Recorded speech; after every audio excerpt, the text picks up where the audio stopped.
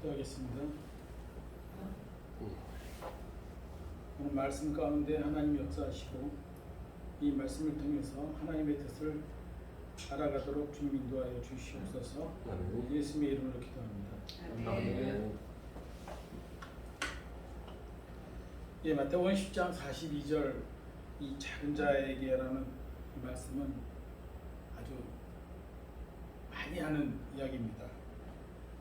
근데 여기서 그 작은 자에게라고 하는 그 작은 자가 어떤 자인가 생각해 봤고, 또 그게 저희가 2015년에 12년도에 몽골에서 나와서 15년에 몽골에 다시 들어갔다 나왔는데, 그때 이 말씀을 주셨어요.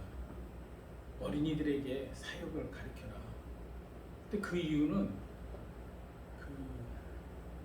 그 나라의 그 기본적인 문화와 이런 영역들이 잡고 있는 그 불교나 뭐 이런 우상들이 꽉 잡고 있는 영역이 언제 제일 영향력이 크냐면 7살 이후에요. 학교 다니기 시작할 때부터. 근데 그 2015년도에 뭐가 몽골에서 나왔냐면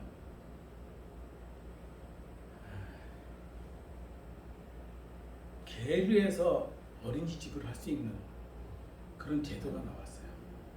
학교를 지어서 유치원을 허가받는 게 이제 그 사회주의가 기관이기 때문에 이런 건물 자체 건물이 있어야 되고 막 이런 조건들이 있으니까 지방에서 올라와서 그 울란바토르에 사는 외곽 지역에 사는 가난한 사람들은 많은데 아이들은 어떻게 할 수가 없는 거예요. 방치 상태인 거예요. 그러니까 발전하기 위해서 몽골에서 그런 생각을 했더라고요.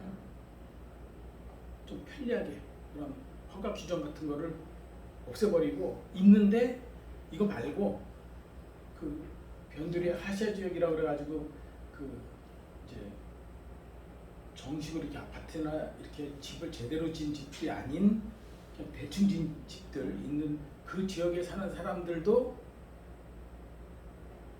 이 방법을 써서 유치원을 하면 정부에서 교사 월급을 주겠다는 거예요. 뭔가 이렇게 지원을 하겠다는 거예요. 굉장히 좋은 법이 그때 생겼어요. 그게 필요한데 그때 저 아는 분 한 분이 그 NGO 대표를 했었는데 그 개를 2개를 사가지고 유치원을 했어요. 그 사람이. 그 아멘교회 을지 목사라고 젊은 목사인데 지금 한국 사람하고 결혼했어요. 한국 여자분하고 결혼했는데 사역을 잘하고 있는데 그 어머니가 그 일을 하셨어요. 그래서 그걸 보고 하나님도 세상에서 필요한 것을 이렇게 길을 여는 방법도 세상을 통해서도 길을 여는 거예요. 그런 말씀을 주셨는데 이 작은 자가 꼭 겨자씨를 얘기하는 것 같기도 하고 어린이를 얘기하는 것 같기도 하고 믿음의 작은 씨를 얘기하는 것 같기도 한 거예요. 근데 여기 말씀 보면은 냉수 한 그릇이라도라고 써 있잖아요. 냉수 한 그릇이라도라는 말이 무슨 의미인가요? 별거 아닌 것? 이라고 생각하시죠? 예. 예. 그럴 줄 알았어요. 저도 그랬거든요. 근데 가만히 생각해 보니까 그때 그 시점에서 그 나라에서 냉수 한 그릇이라는 거는 쉬운 게 아닌 거예요. 냉수가 자체가 없어요. 왜? 더운 나라니까. 냉수라 그러면 그 잘 지은 집 안에 제일 낮은 곳에 물을 보관해놔서 시원하게 하는 물이 있는 거예요. 그걸 대접하는 거는 정성이 있고 큰 성의를 가지고 이걸 한 거라는 거죠. 왜? 더운 나라에 제가 캄보디아에 살다 보니까 늘상 얼음물을 먹게 되거든요. 애들도 틈만 나면 그 앞에 가게에서 500yen 주고 스팅이라고 그래가지고 이거 빨간 거 이렇게 딱 넣어가지고 이렇게 그거를요 어떻게 마시냐면 이 빨대로 끝을 잡고 꽂아서 빨대 끝을 누르고 요 빨대에 있는 것만큼씩 먹는 거예요. 아껴 먹는 거예요. 굉장히 아껴 먹는 거예요. 그렇게 하면 이 얼음이 계속 녹는 동안 3분의 2가 녹는 동안 이 맛을 그대로 유지하면서 먹을 수가 있는 거예요.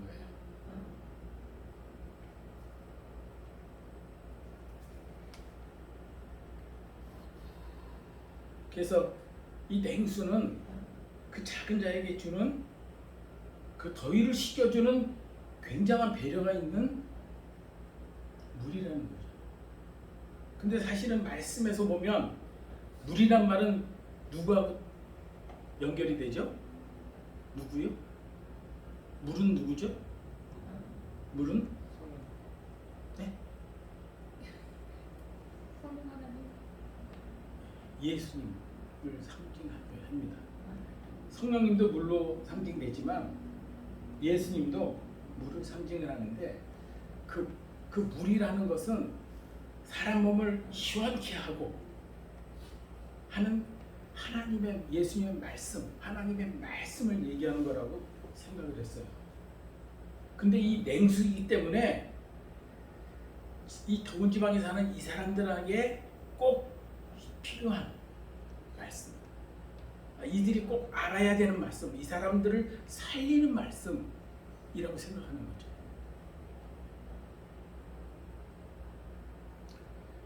이제 여러분들이 캄보디아 와서 그 비전 트립하고 많은 행사를 하고 그 결과물로 CBP 사역을 시작했잖아요. 이걸 하는 것이 이 말씀에 딱 맞는 거예요. 지금 아이들이 그 성경을 외우고 있어요. 내비게이터 뭐 8구절, 5구절, 13구절 외우는 것부터 해서 60구절까지 외우는 걸 하려고 준비돼 있었어요. 그거는 말씀은. 그래서 남은 선물들을 다 풀기로 결정을 했어요. 집에 있었던 그 전에 있었던 거 다 해서 아이들에게 애들이 좋아할 만한 자기네들이 좋아하는 걸 골라가게끔 해서 기분 좋게 그 대신 말씀을 외워라. 1번하고 그 다음번에 2번 외우면 그거 받기 전에 1번 한번 외워봐. 한 번 더 확인하고 이렇게 시키면서 반복을 하면 안 잊어버리고 다 외울 수 있고 이게 완전히 어느 정도 정착이 되면 그 말씀이 그 안에서 하나님이 역사하실 수 있다는 걸 알기 때문이에요. 세상 것이 들어가기 전에 우상이 들어가기 전에 하나님 말씀을 그 안에 심는 것 그게 이 작은 자에게 냉수 한 그릇 주는 거 아닌가 이 생각을 했어요.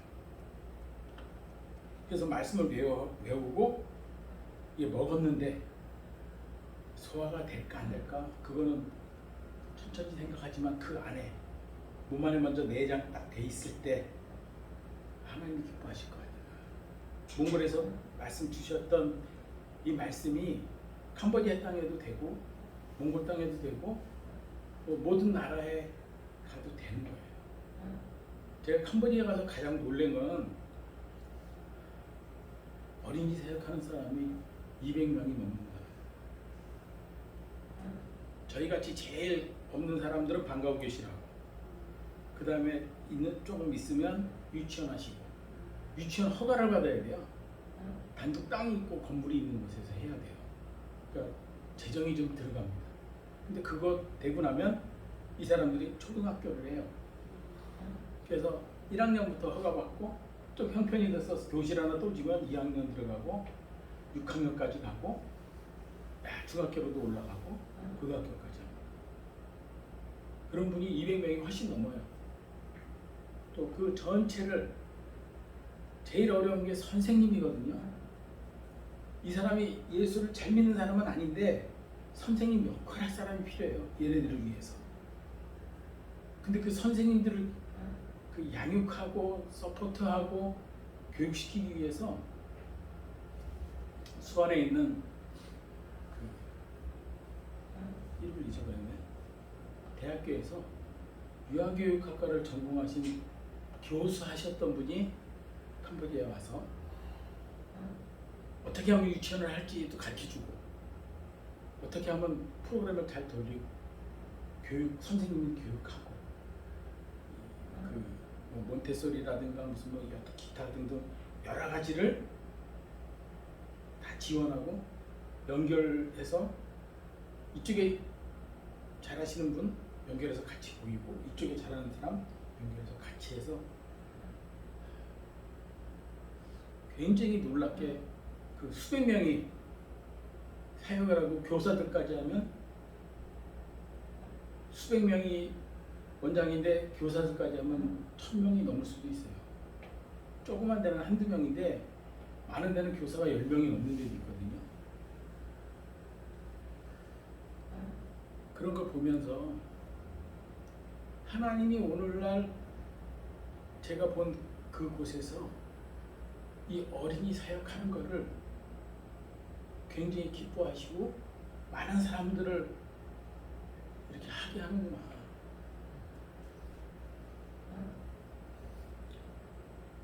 왜냐하면 그 사립학교를 해야만 복음을 전할 수 있어요. 공립학교는 절에서 해요. 기본적으로 절에 초등학교가 있고 요즘에 없는 데도 있어요. 따로 떨어진 데도 있는데 그 따로 떨어진 데도 이 교과서 1학년 거서부터가 이 절에서 만든 교과서라는 거죠. 다. 그러니까 여기에 있는 말을 듣고선 이해하고 내 것처럼 받아들이는 순간 그거는 이 불교 세계에서 얘기하는 그 언어의 그 영역으로 다 들어가 버려요. 그게 언제예요? 6살이에요. 6살. 그러니까 만으로 6살이니까 한국이 한 7살 정도죠. 그래서 그 나이가 되면 뭐 자연스럽게 또 가족들도 학교 가기 시작하면 그 다음부터 이제 손목에다 빨간 끈을 묶어줘요. 한국에도 한동안 누가 불러서 유명했죠. 홍련이라고. 그 빨간 끈. 그 끈은 그 빨간색은 피를 상징하거든요. 묶인 거예요. 사실은 성경적으로 보면 그게 예수님한테 묶인 거면 되겠는데 이 우상을 섬기는 이 사람들은 누구한테 묶였어요? 귀신한테 묶였어요.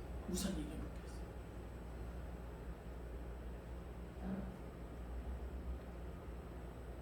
그래서 그거를 이기는 방법의 하나는 바로 그 학교 연령이 되기 전에 3살, 4살, 5살 우리 집에 걸어 들어올 수 있고 놀러 오는 애들이 그 안으로 들어올 수 있게 해주는 거예요. 엄마 아빠의 얘기가 돼서 학교에서 얘기가 돼서 교사들의 영향력을 받기 훨씬 전에 우리에게 와서 말씀 안으로 들어오는 거예요. 찬양을 배우는 거예요. 조금 더 크면 글씨를 배우면 난제는 글씨예요. 아, 이 캄보디아 정말 힘듭니다. 현지인들도 초등학교 2학년까지 글자를 못 띄어요. 똘똘한 애들은 띄어요. 사실은 학교 들어가기 전에 글자를 다 띄어요. 근데 이 보통 이하는 못 띄입니다. 보통 이하는 못 띄어요. 왜냐하면 제가 봐도 어려워요. 뭐 러시아 어렵다고 그러는데 그거하고 좀 다른 면에서 어려워요. 비슷한 글자 너무 많고 비슷한 모양 너무 많고 여기에 그거 같고 그 기호분 같고 저 아직 글씨 모르는 제가 이걸 과연 내가 이해하는 만큼 이해하기가 쉬울까? 어린아이가? 어렵죠. 말로는 할 수 있어요. 들어서 구분이 돼서 설명을 하고 말로는 배우는데 글씨를 딱 써놓으면 거기서 서요. 스톱. 안 넘어가. 모르니까 읽을 수가 없는 거예요. 근데 하나님이 지혜를 주셔서 그 냉수 한 그릇 하나님의 말씀, 구원의 말씀, 회개에 관한 말씀, 죄에 대한 말씀 이런 종류별로 정리를 다 해놓은 게 그 내비게이트에 그 8구절, 뭐 13구절, 뭐 69절 안에 쫙 차례대로 필요한 순서대로 이렇게 있잖아요. 그거를 아이들한테 배우게 하고 있습니다. 이 일은 몽골에서 반쫓겨나다시피 나온 저희들에게 새로운 걸 보여줬고 또 캄보디아 땅을 가게 됐는데 이걸 할 수 있는 거예요. 몽골에서는요, 그 선교사들이 설교를 못해요.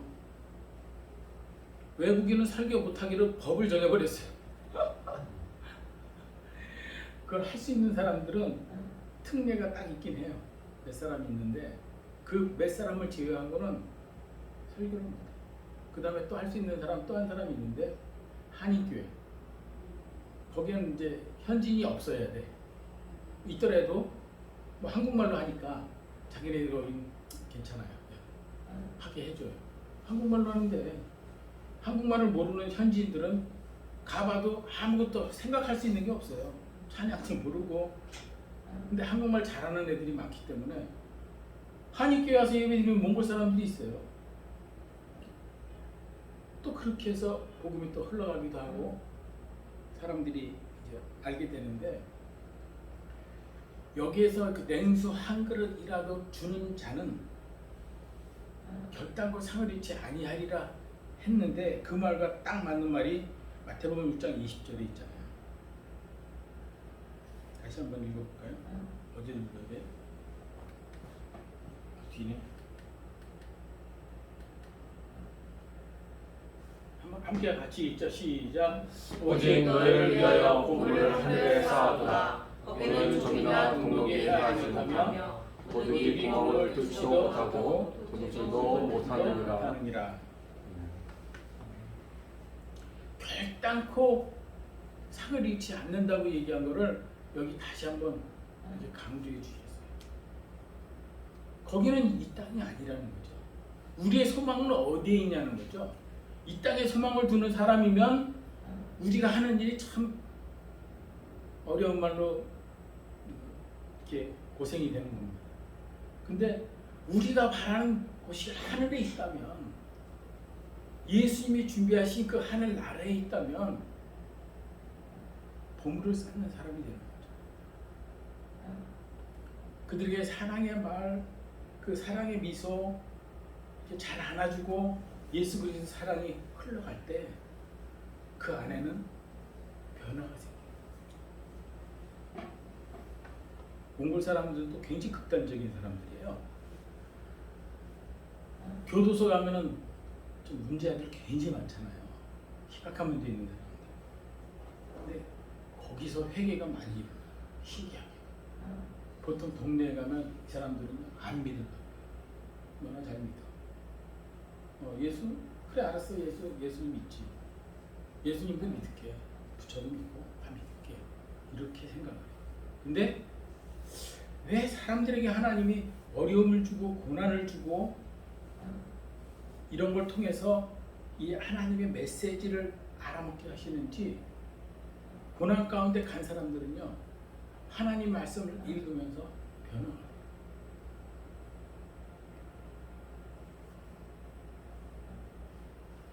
보물을 하늘에 쌓는 것은 복음이 필요한 곳에 전하는 겁니다. 여기 나가서 얘기해서 예수 믿으세요 얘기하면 잘 들을까요? 안 들을까요? 사실 듣기는 해요. 근데 잘 듣지는 않죠. 그렇게 말만 한 거 가지고는 내가 믿을 수 없는데? 라고 생각하죠. 뭐 증거를 보여줘봐. 근데 오늘날 교회가 입만 구원 받을 정도로 입으로는 하는데 손과 발로는 일을 안 해요. 손과 발이 일하는 교회, 그 하나님의 나라가 그곳에 이루어지는 교회인 거예요. 그곳이 손과 발이 일하는 곳에, 그곳에 하나님이 역사하시는 거예요. 그 보물이, 그렇게 일했던 것들을 통해서 그 보물들이 하늘에 쌓이는 거예요. 생각하는 거는요, 믿음이 아니에요. 많은 사람들이 예수 믿는 거를 예수 믿는다고 생각하는 걸로 알아요. 생각하는 건요, 믿는 게 아니에요. 믿기로 결정한 것도 아니고 믿으려고 한 것도 아니고 믿은 것도 아니에요. 왜냐하면 그 회개에서 얘기하는 의미가 돌아서야 되죠. 방향이 바뀌어야 되죠. 내가 그동안에 살던 패턴, 그런 루틴으로 살아가던 그 세상 사람들이 제가 생각하는 그런 삶으로 가는 것이 아니라 내 생각이 없어지면서 주님의 생각으로 바뀌면서 방향이 달라진 거예요. 방향. 그러니까 세상이 아니고 하늘나라에 쌓을 수 있는 거죠. 사실은 세상에 쌓는 거 하는 거는 쉽죠. 하늘나라에 쌓는 건 쉽지 않습니다. 선교사들이 제자 한 명 만들려면요 10년을 투자해도 한 명 나오기 어렵습니다. 교인은 많이 나올 수 있어요. 근데 거기서 제자 나오겠냐고요? 쉽지 않습니다. 쉽지 않아요. 그 사람이 인생에 대해서 생각하고 주님의 말씀으로 변화된 삶을 살기로 작정하고 그렇게 나아가는 거 쉽지 않습니다. 신학교 나오고 교회에서 전도사 되고 목사 돼도 진짜 믿는지 알 수 없어요. 왜? 월급 받고 사니까. 그렇게 월급 받으면서 사는 거에 습관이 되니까. 그리고 주님을 따로 직접 만난 경험이 없어요. 그러니까 터닝 포인트 된 적이 없는 거예요. 그냥 어려서부터 교회 계속 다녔어요. 모태 신앙은 아닌데 모태 신앙 같이 살았어. 근데 어쩌라? 주님을 못 만나.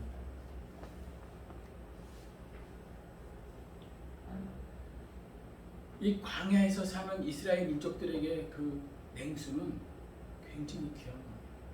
생명수예요. 오늘날 우리가 여기에 사는 것도 여기도 광야예요. 생명수를 안 먹는 사람이 너무 많아. 그리고 아무렇지도 않게 생각해요. 세상이 좋사오니 아니면 돈이 좋사오니 명예가 좋고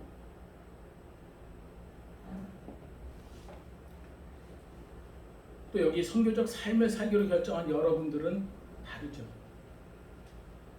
복음이 필요한 곳에 전하고 근데 어떨 때 말을 들을 때 귀를 열었을 때 성경에 자세히 보세요. 뭐라고 나와요? 들을 귀 있는 자에게 전하는 거예요. 난 이게 무슨 말인지 처음에 몰랐어요. 아무데나 막 얘기하는 건 줄 알았어요. 그럼 언젠가 누군가 어쩌다 이렇게 들을 귀 있는 사람을 만나지 않을까? 아니, 그거 찾는 것도 쉽지 않아요. 들을 귀 있는 자가 정말 예수님을 만나려고 하는 자, 예수님이 필요한 자, 예수님의 도움이 필요하다고 생각하는 그런 아이들을 만나는 게 쉽지 않아요. 어른도 마찬가지예요. 죽기 전에 예수 믿고 천당 가고 싶다. 이거 말은 쉽죠. 죽는 게 마음대로 안 되는 거거든요.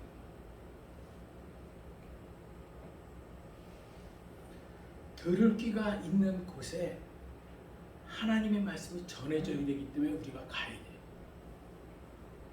들을 귀 있는 곳에서 은혜와 사랑을 나눠줘야 돼요. 다행히 이 IMS에서 계획해서 이렇게 가는 곳은 사람들이 마음이 조금씩 열려있는 곳이에요. 이미 어떻게 해요? 땅을 기경을 조금씩 해놓은 데라는 거죠. 그런데 가서 말씀을 전하고 우리의 사랑을 전하고 손과 발이 돼서 그들을 이렇게 만져주고 다독거려주고 사랑을 나눌 때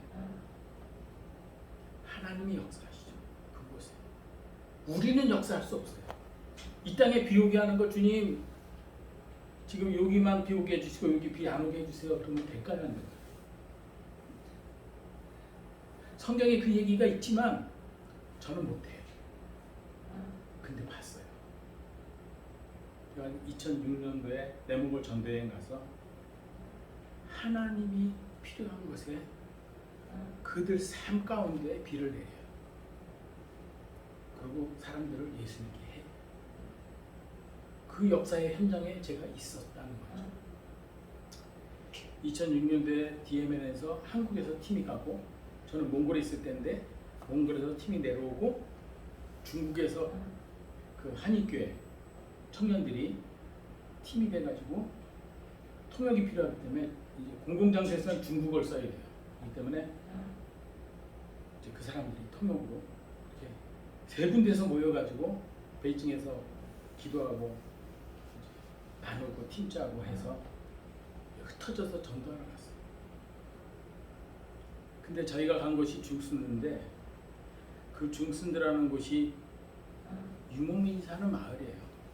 가보니까 몽골이랑 똑같네요. 몽골이랑 똑같아.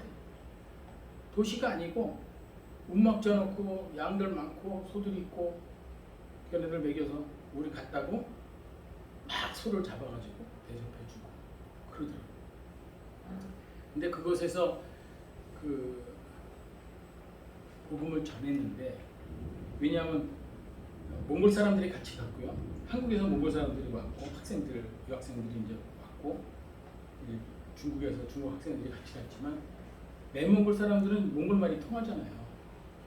거기서 통역이 별로 필요 없었어요. 거기서 할 때는 몽골 말로 다 되니까. 근데 그렇게 전할 때 사람들이 시큰둥한 거예요. 끌고 다니면서 복음을 전했어요. 예수 믿으라. 그 이틀 동안 하고 저녁에 집회를 했는데 이해동 목사가 저보고 설교를 하라고 했고 저는 사실은 선교사로 간 지 1년 됐거든요. 몽골어 아는 게 그때도 샌베너밖에 없었어요. 그때 찬양도 아는 게 없었고 만나는 선교사들은 많으니까 한국 사람들만 만나고 현지들은 별로 만날 기회가 조금밖에 없었어요. 그랬는데 설교를 하려고 해서 우리 같은 팀에 그 목사님 한 분 계셨고 강도사 있었고 전도사 있었고 사역자가 4명인가 5명이 있었어요. 한 사람 시켜라. 그랬더니 몽골 선교사가 해야 돼. 그리고 영접기도 하라고. 저는 아시다시피 그 보통 설교 원문을 이렇게 다 만들지 않고요. 굵직굵직하게 제목만 적는 스타일이거든요. 그렇게 해가지고 갔어요. 그 전에 그 집의 주인 그 사진 작가 하시는 분이 컴퓨터가 있고 프린터도 있었어요. 그래서 요한복음 말씀 중에 예수님은 그 뭐죠? 진리요, 생명이고 또 하나 뭐죠? 길. 네? 길이요. 네, 길이요. 그리고 또 예수를 믿으면 너희들이 구원받을 것이다. 요한복음 1장 12절 말씀하고 한 성경 구절을 한 3개를 해서 이제 프린트를 했어요. 왜냐하면 외몽골 글씨는 이렇게 쓰거든요. 근데 내몽골 글씨는 위에서 아래로 써요. 옛날 글자, 몽골 옛날 글자. 그래서 그걸 이제 걔네 말로 호칭기치크라고 하는데 이렇게 쓰는 거예요. 그러니까 이렇게 쓰는 거 러시아 폰트로 쓴 거는 걔네들이 모르거든요. 그러니까 이제 글자를 이렇게 쓴 걸로 프린터를 했죠. 그래서 그걸 들고 사람들한테 읽게 하고 복음을 전했죠. 예수 믿어라. 그럼 천국에 갈 것이고 예수 안 믿으면 지옥에 갈 것이다. 그리고 마지막에 예수 믿을 사람 섬기세요. 그랬더니 그 내몽골 사람이 그때 전도에서 온 사람이 한 20명 정도 있었어요. 신기하죠. 한 15명 정도가 손을 들었어요. 그 나머지 5명은요 이렇게 보더니 맞아 손을 이렇게 드는 거예요. 면접 기도를 했죠. 지금 밖에 비 오죠? 그때도 영접 기도 끝났는데 비가 오기 시작했어요. 그것도 조금 온 게 아니라 지금 소리 나는 것처럼 좀 세게 오는 거예요. 이틀 동안 비가 왔어요. 저는 영접기도 끝나고 이렇게 내려가려고 그러는데 여기 있는 앉은 사람들이 비 온다 얘기를 하는 거예요. 저는 그렇게 생각했죠. 그때는 하늘이 비 올 때가 있고 안 올 때가 있고 비 오지 라고 저는 생각했어요. 그리고 그 다음날 알았어요. 여기가 비가 와서 풀이 잘 자라야 목축을 하고 소들도 새끼를 잘 낳고 양도 새끼를 잘 낳고 말들도 잘 자라고 이런데 비가 2, 3년 전부터 가문 거였어요.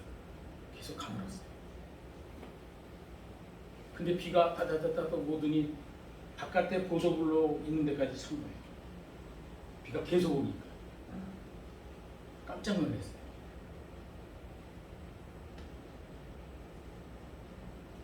이 사람들은 마음에 예수 믿으라고 하는 이 사람들이 하나님이 보내서 온다. 누군지 모르는데 이 비를 내게 하는 거는 우리 옛날 우리말로도 하늘님을 얘기했잖아요. 그런 것처럼 하늘에서 사람을 보냈다 라고 믿었어요. 그러니까 어떻게 돼요? 그 다음 날부터는 우리가 끌려다녔어요. 150km 떨어진 자기네 엄마 아버지한테 복음 전해라. 한국에서 왔는데 몽골에서 왔는데 이 사람들이 가서 비가 이걸 자기네들이 얘기하는. 우리는 얘기 안 하는 게 가서 서 있기만 해도 이 사람들이 다 얘기하는. 예수 믿으라 그랬다. 비 온다. 그리고 갔다 온 이후로 거기를 매년 우리 자가이교치라는 누나한테 좀 수시로 다녀봐라. 그래서 몇 년 동안 들은 얘기는 몽골 말로 럭가워.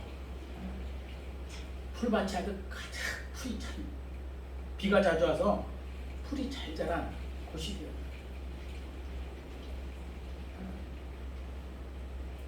그래서 그 사람들이 예수 믿고 자기네들이 그 예수 믿어서 나도 병이 고쳐졌고 예수 믿어서 이렇게 됐고 간증을 하기 시작했어요.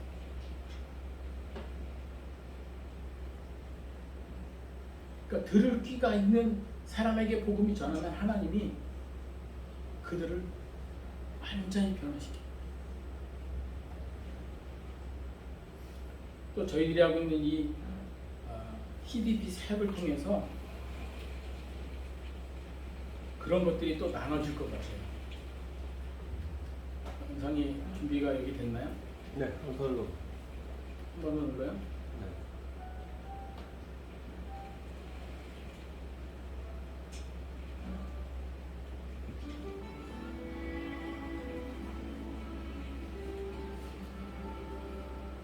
소리 크게 해놨어요.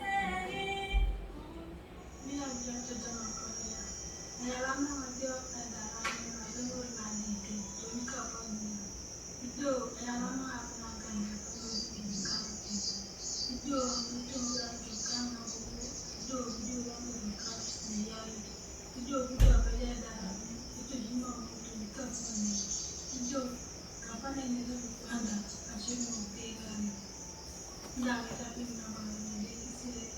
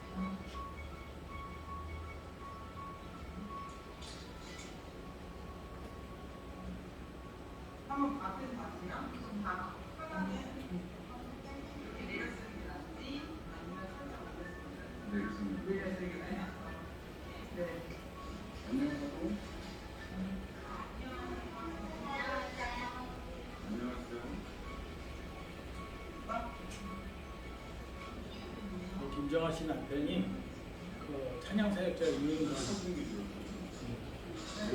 유은성.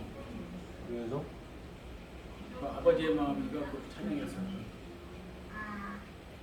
뇌암 선고 받았어요.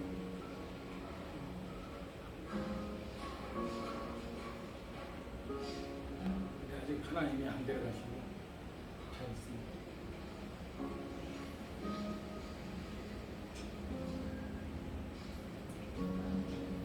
저기도 19살, 20살에 결혼을 해요. 일찍 결혼하니까. 아그네스가 결혼을 예, 18이라며. 이제 그 타입에 한 1, 2년 지난 거죠. 이제 프로그램이 고등학교까지밖에 아동애들 후원이 고등학교까지밖에 안 돼요. 그 다음에 직업을 가져야 되고 저렇게 좋은 친구를 만나서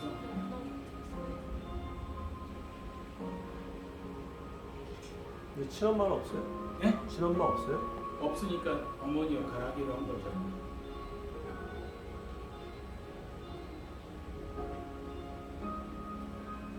캄보디아도 부모가 다 버리고 가버린 아이들 되게 많아요. 너네는 어디서 살아요? 할머니 집에서 많이 살아요.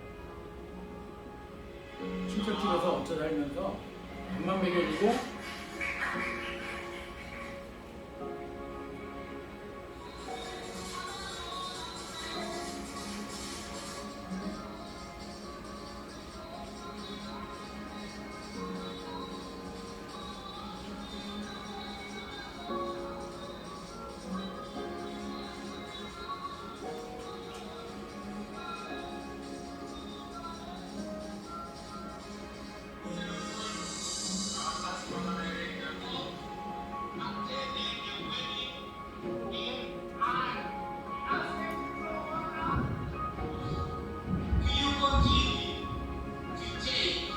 합동 결혼식이요? 네? 합동 결혼식? 같이 기념하는 거예요. 이 아들 둘이가 있는데 결혼해서 그분이 아들 둘인데 이게 8살, 10살 정도 되죠? 12살인가? 몇 년 전이니까 좀 더 컸겠죠?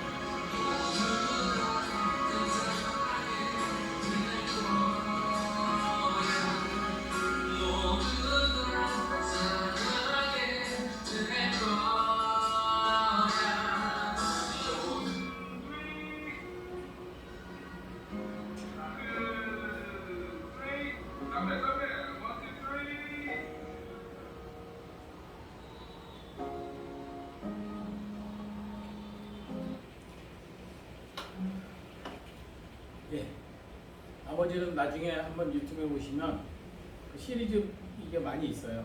많이 있고 사연을 좀 자세히 볼 수 있는데 핵심은 만남을 통해서 그 아이들을 영적으로 입양해서 말씀으로 양육하도록 지원하고 이렇게 같이 동행해 간다는 거죠.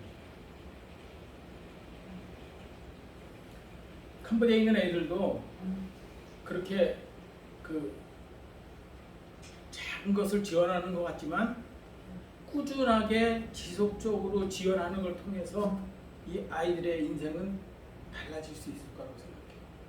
제가 능력이 있어서 아니고요. 하나님이 함께 하셨어요. 기도해 주는 사람이 있어서 지원하는 사람이 있기 때문에 그 모든 것이 하나가 돼서 하나님이 그를 변화시키는 거죠.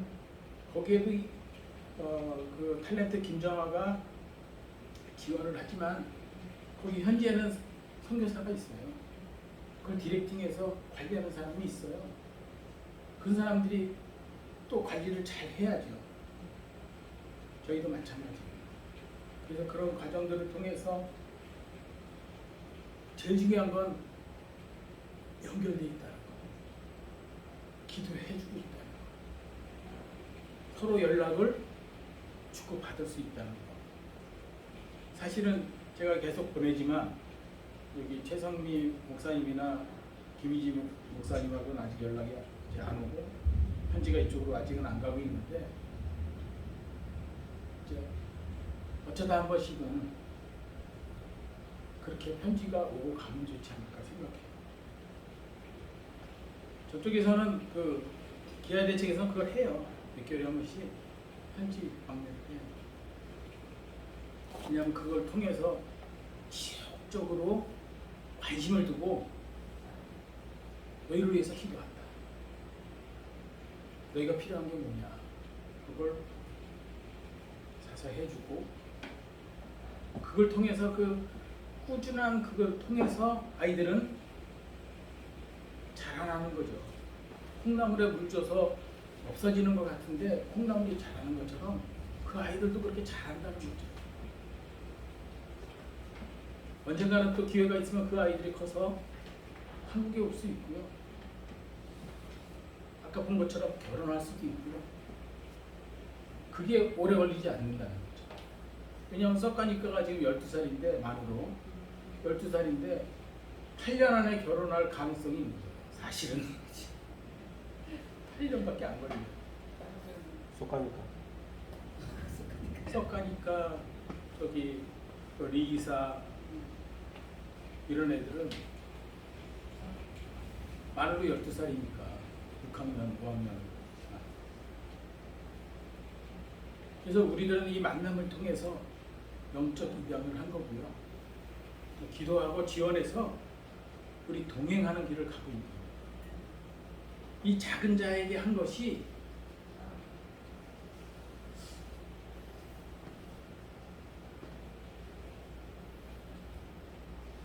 그 세월을 통해서 스토리를 만들어갈 수 있고요. 또 만남을 통해서 이게 계속 꿈은 커지고 또 만나지고 양육이 돼가서 결국은 그 하늘의 상급을 쌓는 걸 한다는 거죠. 다른 방법으로는 복음이 들어갈 방법이 없어요. 몽골도 마찬가지지만 몽골은 비율이 다른 데보다 높지만 거기 기질상 또 틀려서 그래요. 캄보디아는요 복음이 들어간 지 100년이 된 나라예요. 1%가. 이유는 하나님이 왜 이 많은 사람에게 어린이 사역을 하게 했을까 보면 그동안에 90 몇 년 동안 한 게 효과가 없었기 때문이에요. 그 전에 말씀이 들어가야 된다. 아이들이 그 세상 것을 배우기 전에 그들이 갖고 있는 문화, 불교 문화 안에 젖기 전에 하나님 말씀이 들어가서 그들을 변화시켜야 됩니다.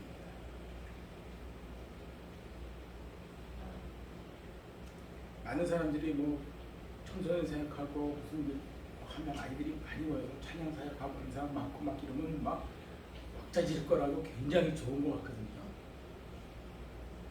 당연히 좋죠. 근데 진짜 실속이 있느냐? 저울에 달아오면 달릴 수 있는 게 너무 적다는 거예요. 그래서 그 평가를 열매를 맺었냐? 그 열매라는 말은 무슨 의미냐면요. 하나님의 말씀의 씨가 그 안에 박혀서 자라서 다시 생산할 수 있는 나무를 만들 수 있는 씨를 갖고 있느냐를 얘기하는 거거든요. 열매는. 열매 자체는 그거 자체로 가치가 있지만 그 안에 씨가 있어요. 한 개 있는 것도 있지만 수백 개 있는 것도 있다는 거죠.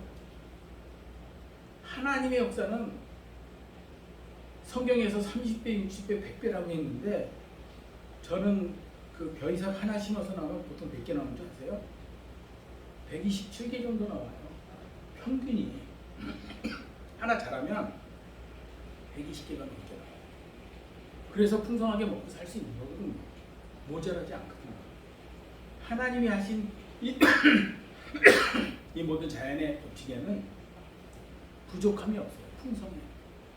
다만 그거를 아까 노 목사님 말씀하신 것처럼 풍성이 갖고 있는 사람이 적은 사람한테 흘러가느냐 안 가느냐, 아니면 거꾸로 없는 사람 거를 가져가느냐 안 가져가느냐, 이 차이인 거예요. 오늘날 교회가, 오늘날 크리스찬이 자기 가진 것을 나눠서 흘려보내는 것은 하나님의 뜻에 부합하는 거예요. 우리의 만남도, 우리 만난 지 얼마 안 됐죠? 그렇죠? 1년 안 됐어요.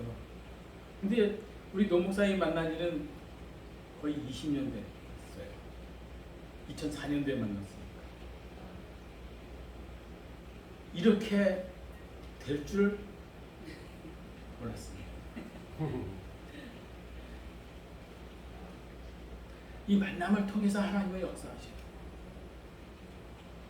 어떻게 만나느냐, 어떻게 함께 살아갈 거냐, 어떻게 동행할 거냐에서 하나님이 일하시죠.